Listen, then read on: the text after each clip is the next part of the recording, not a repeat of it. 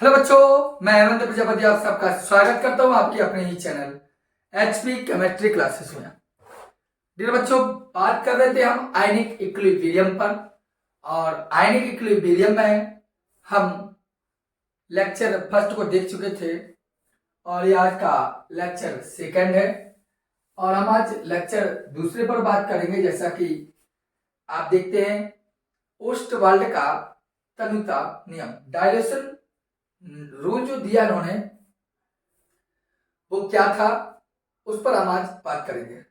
इसके पहले लेक्चर में हम आपको इलेक्ट्रोलाइट्स क्या होते हैं, कितने टाइप के होते हैं, एंड आर्हेनियस का विद्युत अपघटनी विभजन सिद्धांत के बारे में बात कर चुके थे। लगभग लेक्चर आपका 40 मिनट के अंतराल के अंतर्गत होगा। आप उस लेक्चर को भी देखिए और आज के इस लेक्चर को भी देखिए। काफी समय से मैं वीडियो सेट कर रहा हूं, लेकिन बहुत ही मुश्किल से समझ लीजिए कैमरा सेट हो पाया है। आइए बच्चों, हम बात करते हैं ओस्टवाल्ड के तनुता नियम पर। तो बच्चों, बात करेंगे ओस्टवाल्ड के तनुता नियम पर। तो ओस्टवाल्ड का तनुता नियम है क्या, ध्यान दें। ओस्टवाल्ड नामक जो वैज्ञानिक था, इनका डाइल्यूशन सॉल्यूशन है। इन्होंने बताया कि कोई भी एक द्विअंगी मतलब ओस्टवाल्ड ने जो अपना नियम दिया वो दुर्बल विद्युत अपघट्ट के लिए दिया। किसके लिए? दुर्बल विद्युत अपघट्ट के लिए। और साथ साथ में यह नियम तनु विलयनों के लिए दिया। दुर्बल विद्युत अपघट्ट और तनु विलयन, दुर्बल विद्युत अपघट्ट और तनु विलयन के लिए ओस्टवाल्ड ने यह नियम प्रस्तुत किया था। जैसे मैं यहाँ को समझाने का आपके सामने प्रयास करता हूं, आप यहाँ भाईबुट पर अच्छे से ध्यान देंगे, पूरी बात को समझेंगे। चलिए, मैंने कहा माना ए बी एक द्विअंगी दुर्बल वैद्युत अपघट्ट है। हम आज न्यूमेरिकल्स कर मतलब ओस्टवाल्ड के तनुता नियम को ही पढ़ेंगे और साथ में न्यूमेरिकल्स भी सीखेंगे। थोड़ा ध्यानपूर्वक आप वीडियो को शांतिपूर्वक अच्छे से पूरा देखना, सब कुछ कंप्लीट हो जाएगा आपका। मैंने कहा ये भी एक द्विअंगी दुर्बल विद्युत अपघट्ट है जिसका 1 मोल V लीटर आयतन में घुला है। जिसका V लीटर आयतन, इसका 1 मोल V लीटर आयतन में घुला हुआ है, ठीक है। जो जिसमें अल्फा अणु साम्य पर वियोजित होते हैं, वियोजित होते हैं। एक बार के लिए रुकना, बस जस्ट 1 मिनट, ठीक है। चलिए ठीक है, मुझे ये देखना था कि वीडियो ठीक आ रही कि नहीं आ रही, क्योंकि मैं डिस्टर्ब हूं थोड़ा आज। ओस्टवाल्ड का तनुता नियम की बात कर ली है, तो यहाँ क्वेश्चन कहा है कि माना ए बी क्या है, एक द्विअंगी दुर्बल विद्युत। द्विअंगी का तात्पर्य क्या होता है? द्विअंगी का मतलब यह है कि मतलब ऐसा यौगिक जिसमें आयनों की संख्या केवल 2 हो। मतलब जैसे ए बी को अगर देखें आप, तो ए बी को यदि तोड़ेंगे जब आप, तो ए प्लस और बी माइनस, मतलब धनायन ऋणायन की संख्या 1 1 है यहाँ पर। अगर जैसे एग्जाम्पल बात कहा HCOOH, तो क्या हुआ HCOO minus and H plus. तो देखिए एक ऋणायन और एक धनायन, और ये क्या है? दुर्बल विद्युत अपघट्ट। अर्थात इसे हम कह सकते हैं कि यह द्विअंगी दुर्बल विद्युत अपघट्ट है। जैसे HCN, इसको तोड़ें तो H प्लस और CN माइनस। तो देखो एक धनायन और एक ऋणायन, इसका मतलब है यह भी द्विअंगी दुर्बल विद्युत अपघट्ट है, ठीक है। यही क्वेश्चन ने मतलब मैं ओस्टवाल्ड ने सबसे पहले जानकारी हमें ऐसी दी। इनके जो डेरिवेशन टाइप में है, जो गणितीय धारा के रूप में पूरा विवेचना करेंगे आज हम, और न्यूमेरिकल्स भी ऐड करेंगे। कि मैंने कहा माना ए बी क्या है? द्विअंगी दुर्बल विद्युत अपघट्ट जिसका 1 मोल V लीटर आयतन में खुला है, जिससे जिसे अल्फा, जिससे लिखना चाहिए यहाँ पर, जिससे अल्फा अणु साम्य में विभाजित होते हैं। जैसे मान लिया मैंने कहा ए बी क्या था, जैसे आपका लिखा ए और बी, उत्क्रमणी का चिन्ह लगाया हमने, A positive and B negative. A B गया तो A positive and B negative, धनायन और ऋणायन आपके सामने हुआ है। ठीक, हमने कहा इसके ए बी के कितने मोल है, 1 मोल। ए बी कितने मोल है, 1, और प्रारंभ में इसने कितने बनाया, 0 0। कब, प्रारंभ में, जब शुरुआत में ही, इतना तो आप समझते हैं। और ए बी में से कुछ 1 मोल ए बी में से कुछ अल्फा अणु बाहर निकले तो अल्फा ए बना और अल्फा ए बना। कब बने, साम्य में। वो खुद कहता भी है इस अल्फा अणु साम्य पर विभाजित होते, तो अल्फा अणु का साम्य की स्थिति में विभाजित हो रहे हैं। अब इसके बाद आप लगाइए सक्रिय द्रव्यमान की परिभाषा से, पीछे भी सिखा चुका हूं मैं, सक्रिय द्रव्यमान से। सक्रिय द्रव्यमान से देखें तो आपको पता है सक्रिय द्रव्यमान का मतलब होता है कि 1 लीटर आयतन में उपस्थित मोलों की संख्या या विलेय मोलों की संख्या उस पदार्थ का सक्रिय द्रव्यमान कहलाता है। अर्थात जिस भी चीज का सक्रिय द्रव्यमान आप ज्ञात करते हैं उसको एक बड़े ब्रैकेट में लिखते हैं और पदार्थ की मात्रा और आयतन, पदार्थ की मात्रा और आयतन के रूप में लिखते हैं। जैसे ए बी का सक्रिय द्रव्यमान निकालना हो तो ए बी एक्टिव मास मतलब बड़े क्वेश्चन में, और 1 माइनस अल्फा बटे पदार्थ की मात्रा और आयतन। इसी प्रकार आप बी ए प्लस का निकाल सकते हैं, तो पदार्थ की मात्रा कितनी है, अल्फा, आयतन कितना है, ए बी टर्म का। इधर आपका बी माइनस की मात्रा निकाल सकते हो, तो पदार्थ की मात्रा बटे पदार्थ का आयतन। आपने सक्रिय द्रव्यमान से इन सब चीजों को निकाल लिया। इसी प्रकार आप द्रव्यानुपाती और क्रिया नियम भी लगा सकते हैं, द्रव्यानुपाती क्रिया नियम, इतना सब हो जाए द्रव्यानुपाती क्रिया नियम से। इसको लगाइए, क्या होना है, कुछ नहीं लगाएंगे तो आपको जानते हैं क्या निकालेंगे, के इक्वल उत्पाद बटे अभिकार, के इक्वल उत्पाद बटे अभिकार लिखेंगे। उत्पाद बटे का मतलब ए पर एक्टिव मास एंड बी पे एक्टिव मास नेगेटिव पर और ए बी पर एक्टिव मास। ठीक, ए प्लस का मान क्या है, अल्फा बटे बी, बी मास का मान कितना है, अल्फा बटे बी, ए बी का मान कितना है, 1 माइनस अल्फा बटे बी। अर्थ लग दीजिए, अर्थात आगे कैसे हल करेंगे, कि इक्वल टू अल्फा बटे बी इंटू अल्फा बटे बी पूरा का बटे 1 माइनस अल्फा बटे बी। ठीक, बी से ये बी गया और क्या हो जाएगा, मतलब आगे लिखेंगे तो क्या होगा, अल्फा स्क्वायर और बी इसके नीचे आएगा बी 1 माइनस अल्फा। किसके बराबर आया, ये आपका आया के इक्वल, किसके बराबर आया है, ये आपका आया के इक्वल आएगा।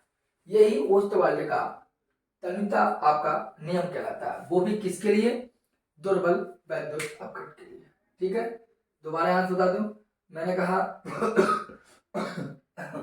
सॉरी, माना ए बी क्या है, एक द्विअंगी दुर्बल वैद्युत अपघटन है जिसका 1 मोल लिया और 20 लीटर आयतन में हमने घोला, तो जिससे क्या हो, अल्फा अणु साम्य पर विभाजित हो जाते हैं। तो ए बी 1 मोल लिया प्रारंभ में, साम्य पर विभाजित हो रहा है अल्फा अल्फा। ठीक है, सक्रिय द्रव्यमान से निकाला, जिसका भी सक्रिय द्रव्यमान निकालते हैं उसके बड़े ब्रैकेट में लिखते हैं, बड़े ए बी का निकाला तो पदार्थ की मात्रा पड़ जाता है। साम्य पर बात करें, साम्य का लेंगे ना कि प्रारंभ में, ये पॉजिटिव लेंगे तो पदार्थ की मात्रा बड़ी पदार्थ का आयतन, बी नेगेटिव तो अल्फा पदार्थ की मात्रा पर पदार्थ का आयतन। क्लियर, अब हमने लगा दिया द्रव्यानुपाती क्रिया नियम, जो गुलबर और बागी ने दिया, आपने पढ़ा भी होगा। ठीक है, क्रिया नियम से देखें तो k equal to a positive b negative A b, मतलब उत्पाद बटे अभिकार, उत्पाद बटे अभिकार, उत्पाद बटे अभिकार, सबके मान रखे अल्फा बटे बी, अल्फा बटे बी, बी से बी कैंसिल हुआ, अल्फा स्क्वायर हो गया और ये वाला बी इधर आएगा तो 1 माइनस अल्फा हो गया। जहां आप काम कह रहे हैं कि के क्या है, हम कहेंगे जहां के एक आयनन स्थिरांक है, यह ऐसा कह सकते हैं आयनिक साम्य है या वियोजन स्थिरांक है। आयनन स्थिरांक है या वियोजन स्थिरांक है। ठीक है, और k का मान वैद्युत अपघट की प्रकृति, ब्लैक की प्रकृति और ताप पर निर्भर करता है। लिख सकते हैं हम, इधर लिखिए हम थोड़ा सा, k का मान वैद्युत अपघट्ट की प्रकृति, ताप, वैद्युत अपघट्ट की प्रकृति, ताप, विलायक की प्रकृति, विलायक की प्रकृति पर निर्भर करता है। मतलब इस बात को आपको जान के चलना है कि जो के आयनन स्थिरांक है ये किस किस पर निर्भर करता है। अगर क्वेश्चन पूछे कि आयनन स्थिरांक के का मान किस पर निर्भर करता है, तो आप कहेंगे कि आयनन स्थिरांक के का मान वैद्युत अपघट्ट की प्रकृति, ताप, विलायक की प्रकृति पर निर्भर करता है। मतलब वैद्युत अपघट्ट की प्रकृति का मतलब है कि वैद्युत अपघट्ट कैसा है, वैद्युत अपघट्ट की प्रकृति का मतलब है वैद्युत अपघट्ट कैसा है, ये बताता है आपको कि मतलब वैद्युत अपघट्ट कैसा का मतलब है कि वैद्युत अपघट्ट आपका प्रबल है कि वैद्युत अपघट्ट आपका दुर्बल है, ये पूछता है। या टेम्परेचर, ताप का मतलब है ताप आपने ज्यादा लिया, ताप आपका नहीं आप कर लिया। ये विलायक की प्रकृति का मतलब है, विलायक का मतलब होता है जिसमें हम किसी चीज को घोलते हैं।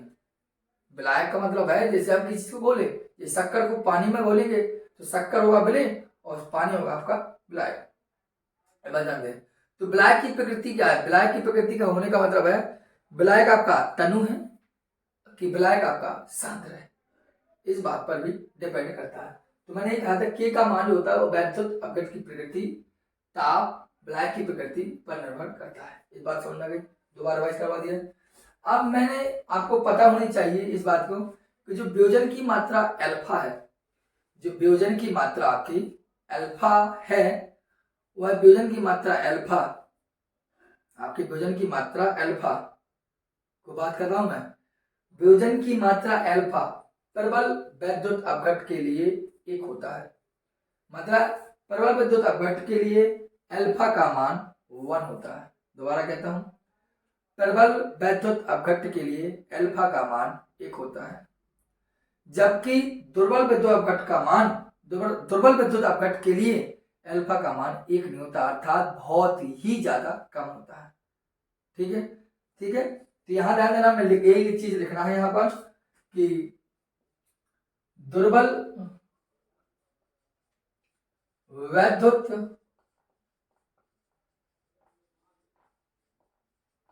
अपघट्ट के लिए वियोजन की मात्रा,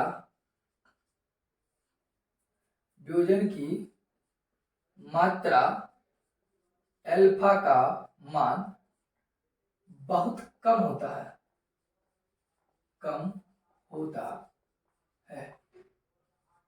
इसलिए एक बार रुकना, इसलिए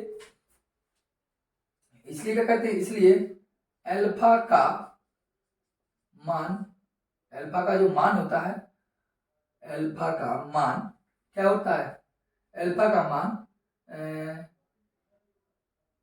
1 से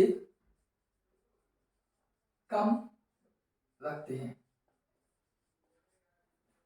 1 से कम रखते हैं। इसलिए हम ऐसा कर सकते हैं कि जो आपका 1 माइनस अल्फा है, इसके लिए इसका जो मान होगा 1 माइनस अल्फा का मान हम 1 मानेंगे, लेकिन 1 ना मानेंगे, लगभग 1 मानेंगे। कैसा मानेंगे, लगभग 1 मानेंगे। क्यों, क्योंकि आपको पहले भी मैं कह चुका हूं कि प्रबल विद्युत अपघट्ट के लिए अल्फा का मान होता है 1, दुर्बल विद्युत अपघट्ट के लिए अल्फा का मान बहुत कम होता है। अर्थात अल्फा, दुर्बल विद्युत अपघट्ट के लिए अल्फा का मान बहुत ही नगण्य, बहुत ही कम माना जाता है, इसलिए 1 माइनस अल्फा लगभग बराबर होगी 1 के।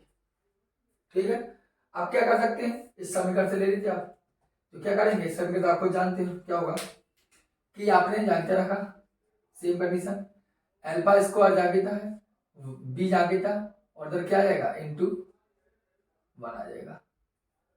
1 माइनस अल्फा का मान का लगभग 1 के बराबर।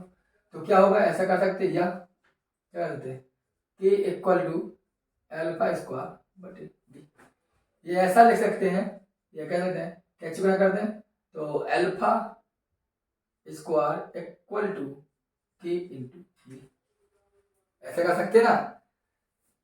के बराबर alpha square upon b into 1, क्योंकि 1 माइनस अल्फा का बराबर ये रखना है, रख दिया। तो क्या कर देंगे, के बराबर अल्फा स्क्वायर अपॉन बी, ठीक, या अल्फा स्क्वायर बराबर का के इंटू बी।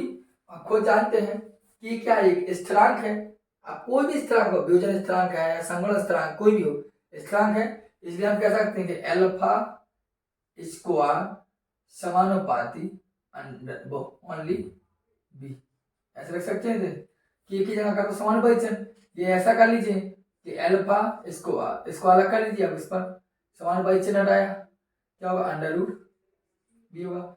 और आप खुद जानते हैं v बराबर, इधर लिख रहा हूं मैं, आप खुद जानते होंगे v बराबर 1/c, ठीक है, इसलिए अल्फा समानुपाती a बटे अंडर रूट सी, हो गया ना, हो गया, अर्थात एक मान आपका ये होगा, इसी प्रकार एक मान आपका ये होगा, हमारे बात को 1 बटे अंडर रूट सी होगा।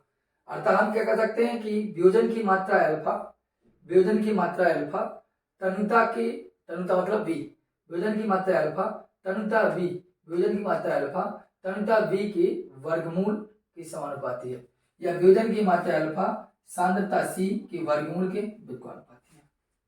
हमारे अर्थात परिभाषा बन सकती है कि दुर्बल वैद्युत अघट्य में वियोजन की मात्रा अल्फा तनुता अर्थात v की वर्गमूल व सांद्रता c के वर्गमूल, v के वर्गमूल, थोड़ा यहां से रखते हैं, तनुता v के वर्गमूल के अनुक्रमानुपाती या समानुपाती व सांद्रता c वर्गमूल के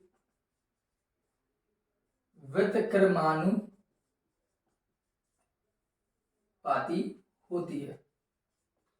ये हमारा फंडा हो सकता है, क्योंकि यहां से हम तो आपको दोबारा समझा दे रहे हैं जिससे आपको डिस्टर्ब होगा।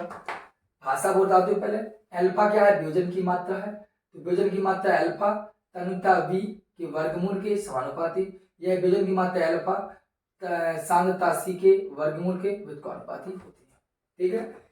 ये जो आपके सामने लिखा है, बोर्ड छोटा पड़ गया, अन्यथा से बहुत ज्यादा अच्छा दिखाई देता आपको, लेकिन काफी ठीक दिख रहा होगा तो बता दीजिए, नहीं तो मुझे तो पता नहीं है, मैं ज्यादा देखना चाहता हूँ यहाँ पर।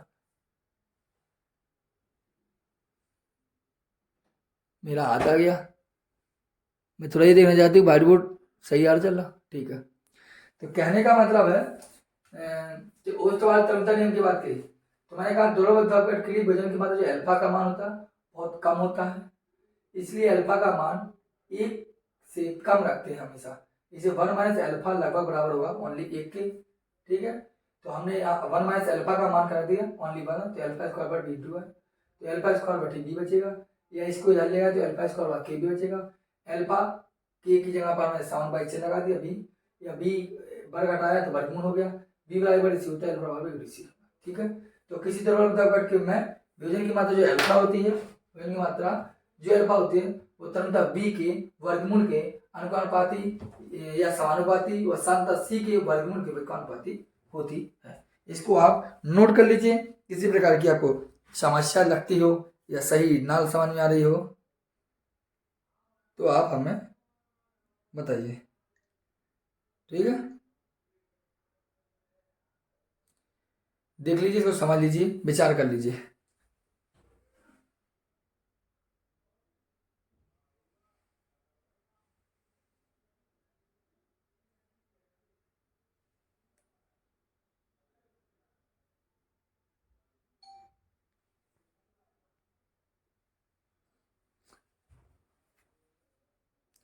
आइए बच्चों, जैसा कि आप देखते हैं कुछ थ्योरी हमने बायोलॉजी पर लिखी है, लिखी इसलिए क्योंकि यदि हम आपके सामने भी लिखते हैं तब क्या होता है, आपका थोड़ा टाइम ज़्यादा हो जाता है और आपको ओपन टाइप की आना प्रारंभ करते हैं। ये आपके सामने अभी मैंने आपको ओस्टवाल्ड का तनुता नियम समझाया कि किसी तरह के घट के लिए विभजन की मात्रा जो अल्फा होती है वो तनुता v के वर्गमूल के समानुपाती। ये ऐसा कह सकते हैं कि विभजन की मात्रा अल्फा सांद्रता c के वर्गमूल के व्युत्क्रमानुपाती होती है। यही पर हमने आपके सामने यहां लिखा क्या है, ये जो हेडिंग है वो हेडिंग है क्योंकि ओस्टवाल्ड का तनुता नियम की सीमाएं हैं, इस सीमाएं लिखिएगा, मतलब बाउंडेशन क्या है ओस्टवाल्ड के तनुता नियम की। क्या बाउंडेशन है ओस्टवाल्ड के तनुता नियम की? बाउंडेशन क्या है, मतलब कहां तक यह लागू हो सकता है ओस्टवाल्ड का नियम या कहां तक यह लागू नहीं हो सकता। क्योंकि ये सीमाएं सीमा का इसको समझाकर मैं न्यूमेरिकल्स पर बात करूंगा। इसी ओस्टवाल्ड के तनुता नियम पर संबंधित न्यूमेरिकल जो बनते हैं उनको हम लेंगे। कुछ एक एग्जांपल आपको भी देंगे घर के लिए, जिसे आप भी करते हो। ठीक है, क्वेश्चन कहता है कि ओस्टवाल्ड का जो तनुता नियम है वह कहां तक लागू होता है, किस सीमा तक लागू होगा। तो बता दें ओस्टवाल्ड का जो तनुता नियम है वह प्रबल विद्युत अपघट और सांद्र विलयन के लिए कभी लागू नहीं होता। मैं बार बार आप व्हाइट बोर्ड पर भी पढ़ सकते हैं, मैं बोल भी रहा हूं। मैंने कहा कि प्रबल विद्युत अपघट जो है वो ओस्टवाल्ड का जो तनुता नियम है वह प्रबल विद्युत अपघट और आप देखिए सांद्र विलयनों पर कभी लागू नहीं होता। क्यों नहीं होता? इसका कारण यह है, ऐसा कह सकते हैं, मतलब इसका कारण मैं बता रहा हूं। इसका कारण यह है कि जो आपका जो प्रबल विद्युत अपघट होते हैं ये जलीय विलयन में आयनित हो जाते हैं या पूर्णतः आयनित होते हैं और पूर्ण आयन के कारण विलयन में आयनों की सांद्रता बढ़ जाती है, जिससे क्या होता है उनके मध्य आकर्षण बल ज्यादा हो जाता है, एक दूसरे को खींचे रखते हैं, उनके पास बढ़ाए रखते हैं। जिससे होता क्या है कि द्रव्यानुपातिक क्रिया नियम है जो गुलबर और बागे ने दिया वह लागू ही नहीं हो पाता। जब लागू नहीं होता है और जब बगैर द्रव्यानुपातिक क्रिया नियम के अकॉर्डिंग हम उस पर बता सकते हैं। क्योंकि एक स्टार पॉइंट अगर लिख लीजिए, मुझे याद अभी भी आया कि दुर्बल विद्युत अपघट के लिए, दुर्बल विद्युत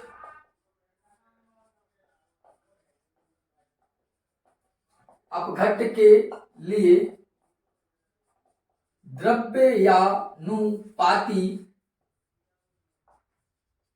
क्रिया नियम को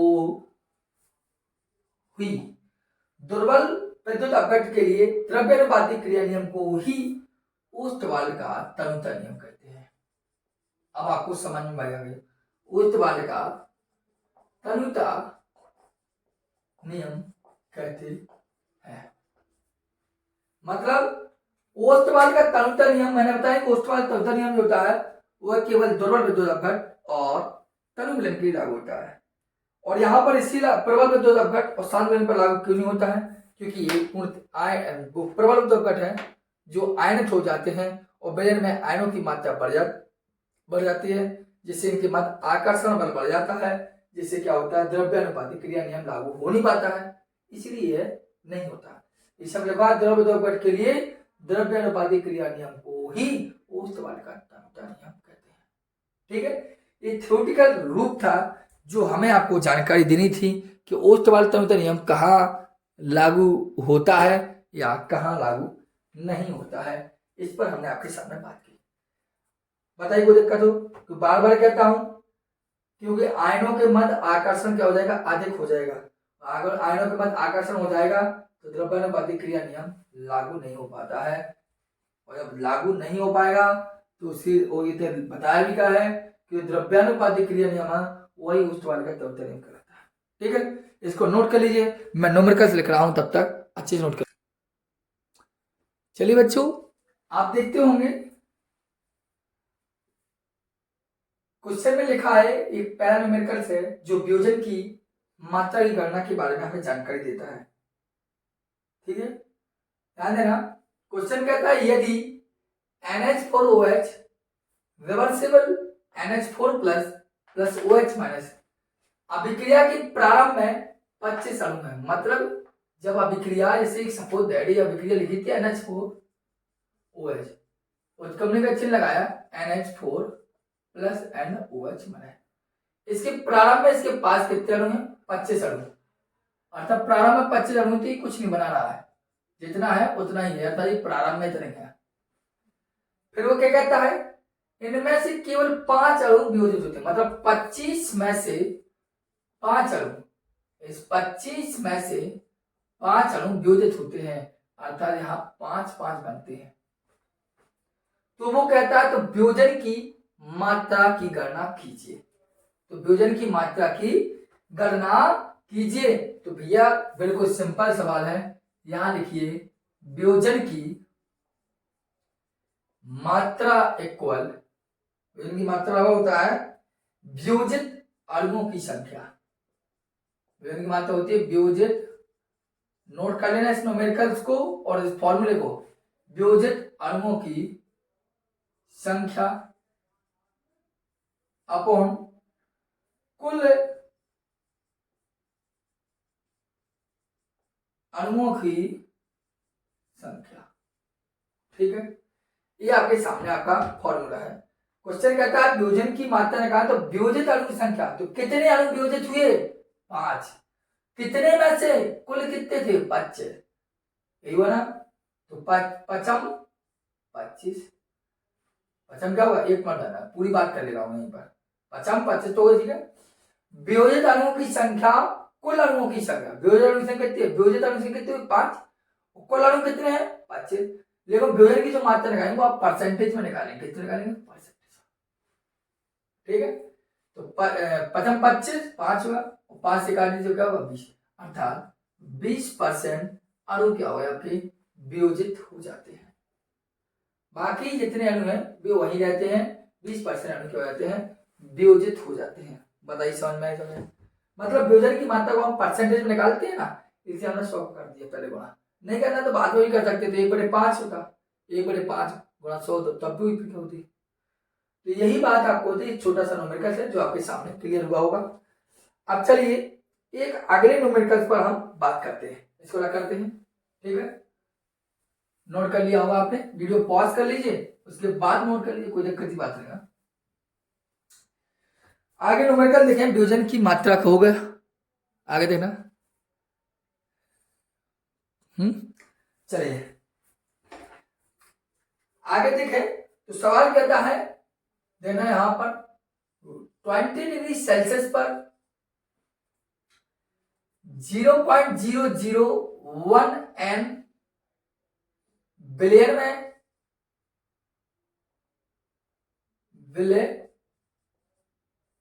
में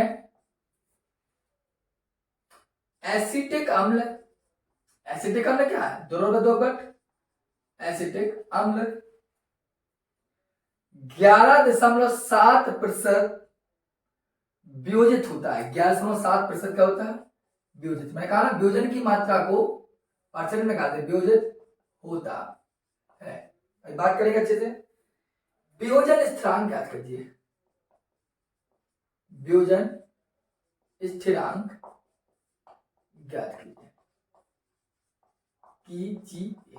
ठीक है, वियोजन स्थिरांक करना है, ज्ञात करना है। देखिए कैसे ज्ञात करेंगे, बिल्कुल हम सिंपल फॉर्म में आपको बताने का प्रयास करेंगे। आइए, सवाल क्या कहता है, पहले देखो क्या दिया गया है, दिया गया है 0.00 पर। आप अच्छे से पढ़ ली सवाल में, सवाल कहता है 20 डिग्री सेल्सियस पर 0.01 N बिलियन में एसिटिक अम्ल 11.7% वियोजित होता है, अर्थात वियोजन की मात्रा 11.7% दिए गए हैं। तो इसको हम अल्फा निकालेंगे इससे, तो परसेंट याद आएंगे।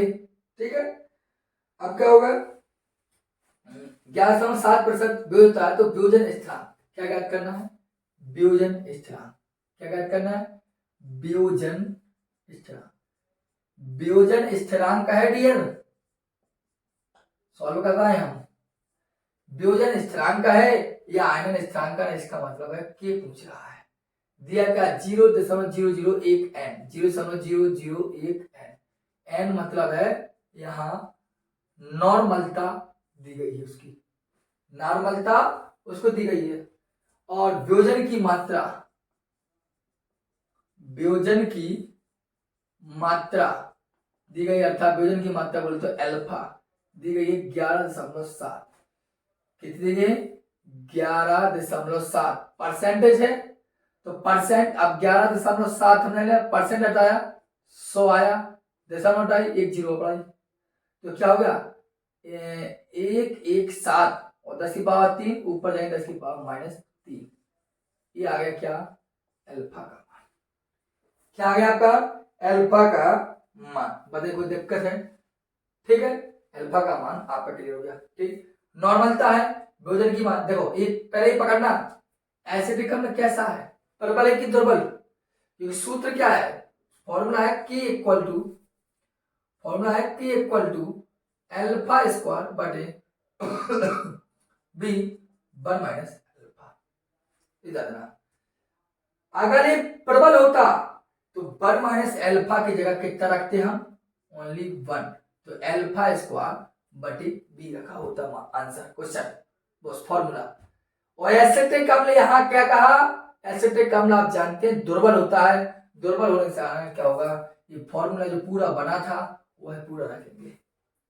अब मान रख दीजिए बी नहीं है, अल्फा तो आ गया, तो बी नहीं है तो कोई बी बराबर होगा 1 बटे नॉर्मल था, फॉर्मूला ही होता है, तो बात 1 बटे 0.001, दशमलव हटाइए 3 गुणा दीजिए, कितना 10 की पावर 3, 10 की पावर 3 बता दीजिए। अल्फा का मान क्या? 117 गुणा 10 की पावर -3 का वर्ग अपॉन बी कितना है 10 की पावर 3 और 1 माइनस 117 इंटू 10 की पावर -3।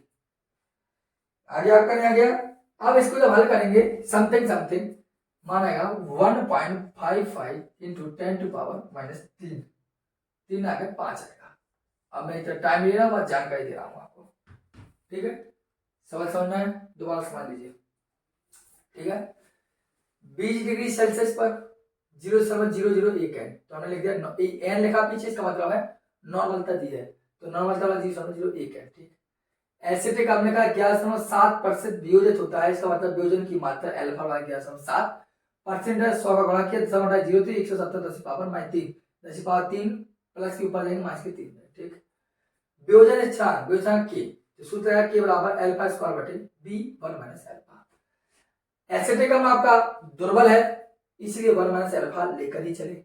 अगर एसिटिक सपोज दैट यहाँ पर एसिटिक अम्ल होगा HCl होता, प्रबल होता, तो 1 माइनस अल्फा की जगह पर 1 माइनस अल्फा वहां होता ना, केवल एक होता वहां पर। ठीक है, अल्फा का मान होगा, तो के बराबर alpha square upon b minus, तो अल्फा स्क्वायर मान दिया, बी का मान था तो बी बराबर नॉर्मल था, 1000 जैसा होता है 0/10 हो गया, ये आपके सामने आ, ये आपका आंसर आएगा। ठीक है, ये आपका क्वेश्चन आंसर क्लियर हो गया?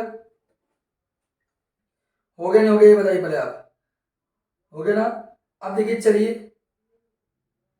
एक हम आपके लिए और भी न्यूमेरिकल लिखते हैं, तब तक इसको लिख लीजिए आप पहले, एक न्यूमेरिकल पर और हम बात करेंगे।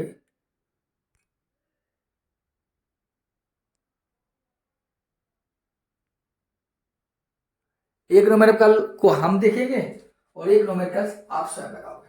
ठीक है, देखिए आइए, एक न्यूमेरिकल हम आपके होमवर्क के लिए देंगे। देखिए क्वेश्चन क्या कहता है, सिंपल सा है, देखिए क्वेश्चन कहता है HCN, ठीक है, इसको ना देके हम दूसरा देते हैं, चलो इसको ले लीजिए। क्या कहा, HCN निम्न प्रकार वियोजित होता है, निम्न प्रकार वियोजित होता है।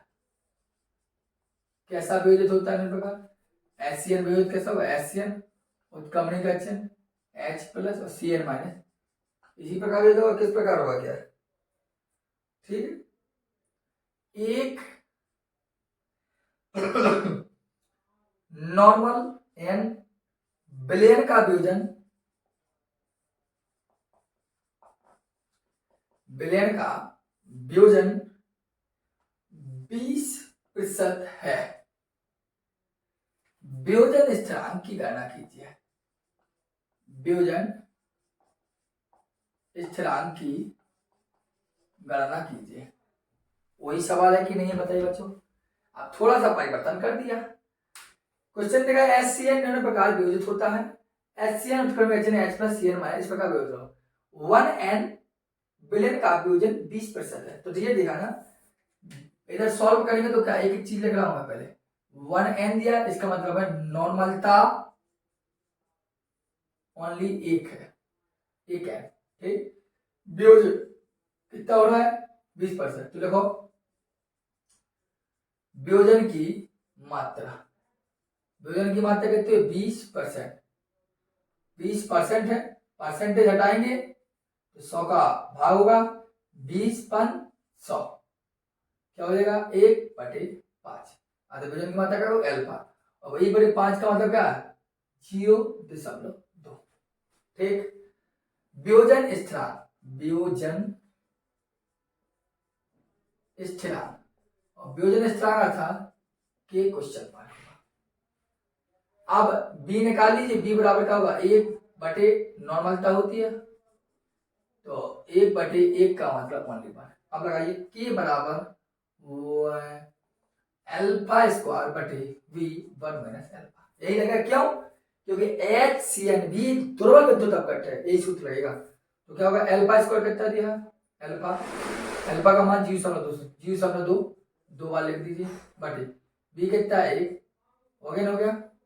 1 माइनस अल्फा का मान कितना 0.2, यही होगा ना 0.2 b कितना निकला 1।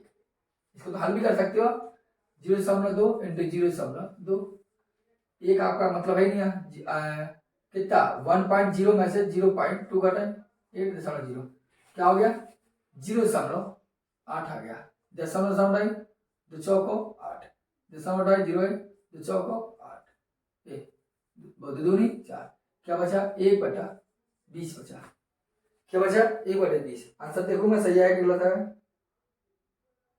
हाँ 1/20, और 1/20 का मतलब है आज जानते हैं 0.05 वियोजन स्थिरांक के का मान आ पाएगा।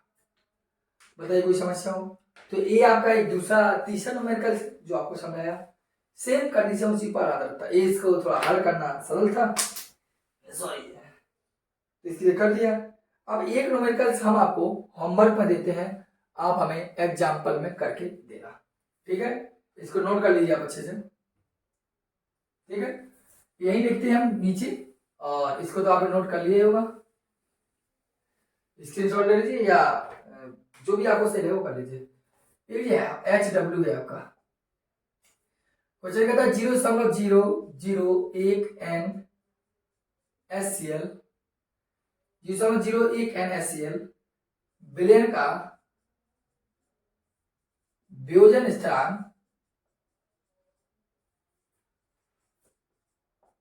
वियोजन स्थिरांक 7 × 10⁻10 है।